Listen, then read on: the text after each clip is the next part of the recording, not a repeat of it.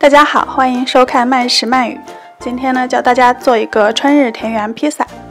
其实披萨我以前做过的，但是当时没有很详细的讲饼底怎么做。今天呢，就来仔细的介绍一下。这个方法呢，是从著名的纽约面包师 Jim Lahey 那里学来的。这是一个非常聪明而省力的方法，完全不需要揉面，但是你需要提前一天来准备，就是让这个面团的含水量比较高。然后随着时间，这个面粉的筋性会慢慢的延展开来，这样你不需要揉面也能够形成很多的面筋。最后的成品就是像欧式面包那样，外皮是酥脆的，内部是非常松软的。下面来看一下这个面团需要哪些东西，就是普通的中筋面粉、水，还有海盐和速溶酵母。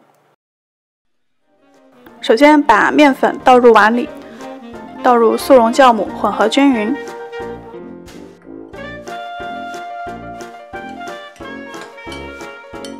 然后把海盐溶解在清水之中，清水的用量呢，差不多是面粉的75%。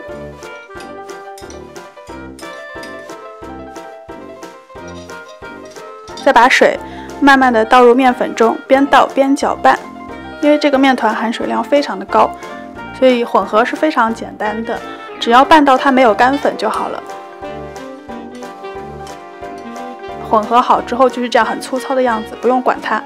现在就盖上保鲜膜，在差不多20度的室温之下发酵，需要18到24个小时，取决于室温和酵母的活性。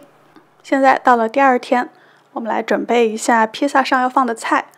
我用到了萨拉米香肠，然后是应季的芦笋、小土豆、棕色的口蘑，此外还有新鲜的马苏里拉芝士和蒜头。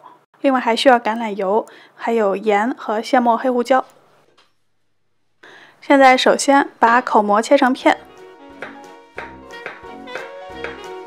再把土豆也切成片。注意土豆片尽量切得薄一些，太厚的土豆片后面很难烤熟。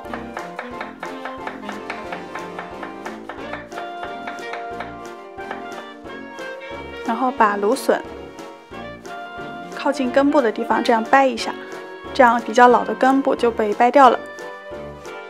再拿这个长度作为参照，把剩下的芦笋老的根部也全部切掉。然后呢，如果你的芦笋和我一样是比较粗的，就从中间纵向的切一刀，如果比较细的话就不需要了。菜都准备好之后放在一旁待用。再把蒜头压成蒜蓉，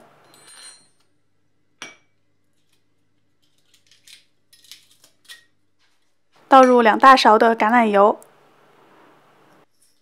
然后适量的海盐和现磨黑胡椒，这样拌匀之后，一会儿就是刷在披萨饼底上的酱料。现在先预热烤箱，热风230度。如果你的烤箱只有上下火功能的话，需要达到250度。烤披萨的关键点就是温度一定要高。现在来看一下这个面团，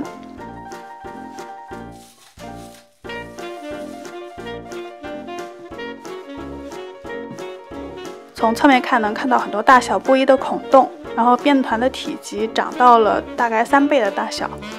然后先准备一个烤盘，如果你没有无边的烤盘，可以像我一样拿一个普通的烤盘把它反过来用，在盘底撒上一层面粉待用，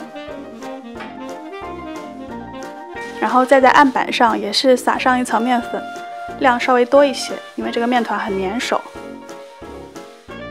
现在把面团用刮板转移出来，放在案板上，从中间切开，一分为2。我给出的所有的材料一共可以做成2个2人份的披萨。把其中一份面团呢，这样轻轻的用手把它往中间窝成一团，然后反过来。注意要用大量的手粉防粘，动作也要尽量的轻柔。另一个面团也是同样操作。然后把这个面饼拿起来，捏着它的边，转动它，利用它自身的重量呢，让它慢慢的延展开来。也可以用你的指关节这样稍微把它撑开，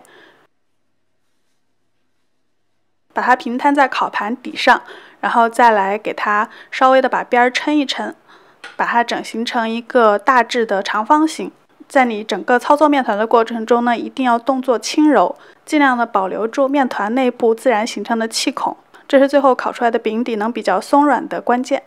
下面就把之前准备好的蒜蓉橄榄油均匀的刷在饼底上，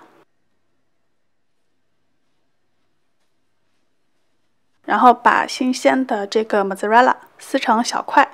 如果你是用已经切成丝的那种马苏里拉芝士也是可以的。把一半的芝士均匀的铺在饼底上，剩下一半待用。把芦笋这样间隔着也是平铺在上面，再放上土豆片，